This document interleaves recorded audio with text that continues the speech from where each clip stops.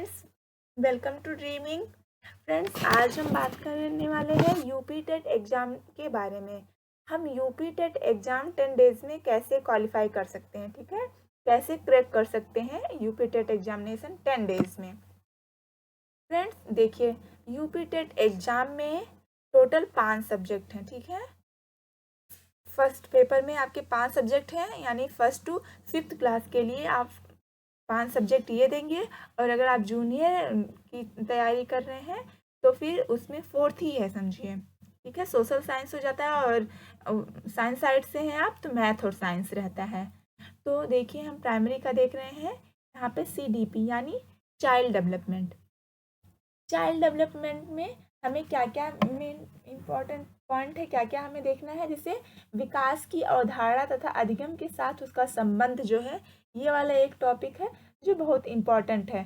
और फिर हो गया जैसे पियाजे, कोहलबर्ग, वाइगोस्की, ये इन सब की जो थ्योरी है वो पढ़ लीजिए CDP में, ठीक है। और उसके बाद से आपके ये समाज, जो समाज सांस्कृतिक से बच्चे जो जैसे लिंग भूमि, लिंग रूढ़िबद्धता, ये सब आप पढ़ लीजिए CDP में। तो ये हमारा CDP का हो गया। और फिर हिंदी का हम देखेंगे। हिंदी में क्या क्या है, हिंदी में पर्यायवाची, उपसर्ग, प्रत्यय, संधि, ये देख लेंगे। कालिदास की कुछ रचनाएं देख लेंगे। और कालिदास के बाद हम किसका, महादेवी वर्मा का कुछ देख लेंगे, ठीक है। ऐसे ऐसे 2-4 राइटर्स के ये जो रचनाएं हैं वो हम देख लेंगे। और 1-2 पैराग्राफ लगा लेंगे। पैराग्राफ लगाने का यानी प्रीवियस ईयर का अगर आप लगा रहे हैं तो सबसे ज़्यादा सही है। और थर्ड है हमारा संस्कृत।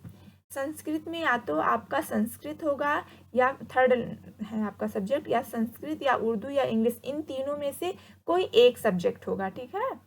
ये नहीं है कि अगर यहाँ तीनों लिखा है तो तीनों, कोई एक होगा, संस्कृत या उर्दू या इंग्लिश, कोई एक लेंगे, ठीक। तो अगर आपने संस्कृत लिया है तो संस्कृत और हिंदी में आप लेके ऐसे याद कर सकते हैं कि आपने अगर संधि अच्छे से पढ़ ली तो संस्कृत और हिंदी दोनों में यूज हो जाएगा, ठीक है। आपने उसके बाद से संस्कृत में आप कुछ पशु पक्षियों के नाम, खाने पीने की चीज़ों के नाम, और फिर पर्यायवाची, उपसर्ग, प्रत्यय, यहाँ भी ये संस्कृत में आपने पढ़ लिए कुछ, ठीक। यहाँ भी आप राइटर्स कुछ याद कर लेंगे। तो जो इम्पॉर्टेंट है इसमें आपने इसमें पढ़ लिया, उर्दू इंग्लिश में, फिर इसमें पार्ट ऑफ स्पीच पढ़ लिए, और फिर प्रीवियस ईयर लगा लिया इसका भी। फिर नेक्स्ट है हमारा मैथ। मैथ में हम क्या करेंगे, और देखिए सबसे पहले एग्जाम में आप लास्ट में मैथ कीजिए, ठीक है। मैथ का ये जो CDP, हिंदी और संस्कृत कर लीजिए पहले, उसके बाद EVS कीजिए।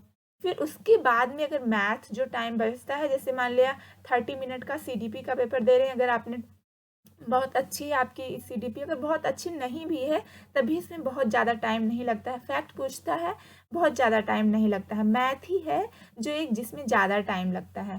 तो अगर आप मैथ में इसमें से थोड़े थोड़े समय आपने बचा लिए, इसको 40 मिनट आपने दे दिया, 30 मिनट ही है लेकिन आपने इसमें से थोड़े थोड़े समय बचा लिया, तो इसमें थोड़ा टाइम आपको मिल जाएगा मैथ में। और मैथ एकदम लास्ट में कीजिए। तो EVS पहले कर लीजिए। EVS में आप हमारे आसपास पड़ोस की बारे में कुछ पढ़ लीजिए, ठीक है। 6 ब्रॉड थीम्स है जो, वो पढ़ लीजिए EVS में।